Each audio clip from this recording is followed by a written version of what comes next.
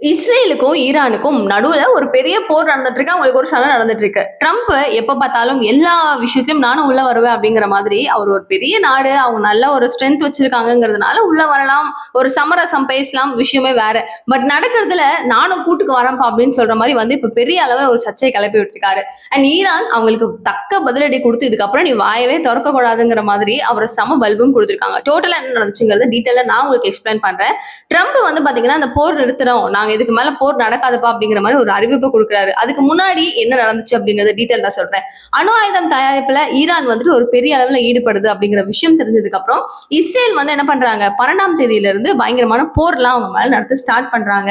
நிறைய விமான படைகள் மேல தாக்குதல் நடத்துறாங்க, ட்ரோன்ஸ் அனுப்புறது, பெரிய பெரிய பில்டிங்ஸ் கவுக்குறது அப்படின்னு சொல்லி பல விஷயங்களை இஸ்ரேல் ஈரான் மேல பண்ண தொடங்குறாங்க, ஆரம்பிச்சுட்டாங்க. ஸோ ஆல்மோஸ்ட் அங்க ரெண்டு பேருக்கும் நடந்துட்டு இருக்கும்போது ஈரான் பார்த்துட்டு நீங்க எதுக்காக எங்க மேல இந்த அளவுக்கு வந்து தாக்குதல் பண்றீங்க, நானும் பதில் தாக்குதல் பண்றேன் அப்படின்னு சொல்லிட்டு ஈரானும் அதிக அளவுல அவங்க மேல பதில் தாக்குதல் பண்ணிட்டு இருக்காங்க. இந்த நேரத்துல இஸ்ரேல் வந்துட்டு என்ன பண்ணுது, இஸ்ரேலுக்கு நாங்க வந்து உங்களுக்கு ஹெல்ப் பண்றோம், நாங்க இருக்கோம்ப்பா அப்படின்னு சொல்லிட்டு அமெரிக்காவில ட்ரம்ப் அவர்களுடைய உதவியோட இவங்க வந்துட்டு என்ன பண்றாங்க, டோட்டலா ஈரானை எதிர்த்துட்டு இஸ்ரேலுக்காக சப்போர்ட் பண்றாங்க. சோ ஈரான் மேல அணுசக்தி மீது சக்தி வாய்ந்த பயங்கரமான சக்தியான ஒரு ரொம்ப பவர்ஃபுல்லான வெப்பன்ஸ் எல்லாத்தையுமே என்ன பண்றாங்கன்னா அணுசக்தி மேல வந்துட்டு திணிக்கிறாங்க.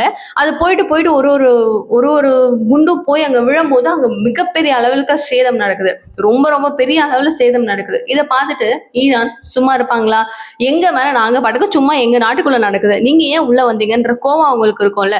அந்த நேரத்துல நீங்க ஏன் வந்து அமெரிக்காவை கூட துணைக்கு கூப்பிட்டீங்க அப்படிங்கிற இன்னொரு டென்ஷன்ல திரும்பவும் இஸ்ரேல் மேல மிகப்பெரிய அளவுல ஒரு போர் நடத்துறாங்க.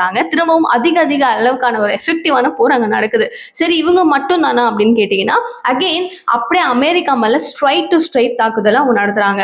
நீ என்கிட்ட வந்தல, எங்க ரெண்டு பேருக்கும் நடுவில் ஒரு விஷயம் நடக்குது, நீ ஏன் உள்ள வந்தன்னு சொல்லிட்டு இஸ்ரேலுக்கும் அதிகமா நடக்குது. அதே மாதிரி அமெரிக்கா மேலேயும் இவங்க தாக்குதல் அதிகமா நடத்துறாங்க. இந்த வகையில இப்போ வந்து ஆபரேஷன் பஸ்ராத் ஹல்பாக் அப்படிங்கிற இந்த ஒரு அமைப்பின் சார்பில் கத்தார், ஈராக் நாடுகள்ல அமெரிக்காவினுடைய ராணுவ இடங்கள் எல்லாத்தையும் குறி வச்சு ஈரான் பயங்கர அளவுல தாக்குதல் நடத்திட்டு இருக்காங்க.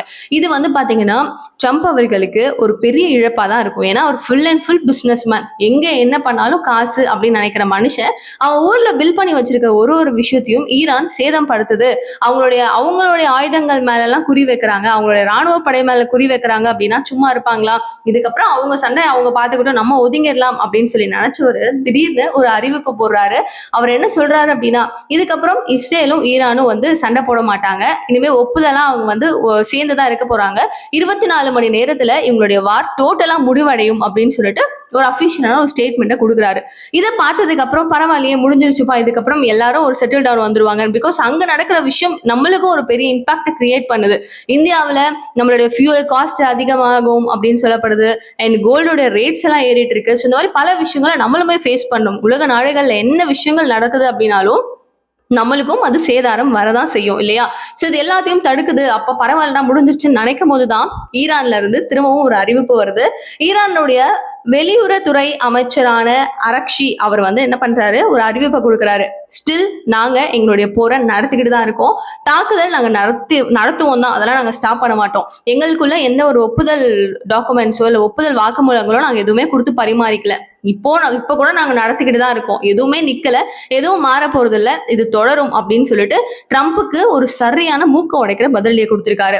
என்று ரெண்டு பேரும் பக்கமும் கேட்காம இவர் எதுக்காக ஒரு அபிஷியல் ஸ்டேட்மெண்ட் அனௌன்ஸ் பண்ணாரு அப்படிங்கிறது ட்ரம்ப் எல்லாரும் நோக்கி கேட்கப்படுற ஒரு கேள்வியாகவும் இருக்கு.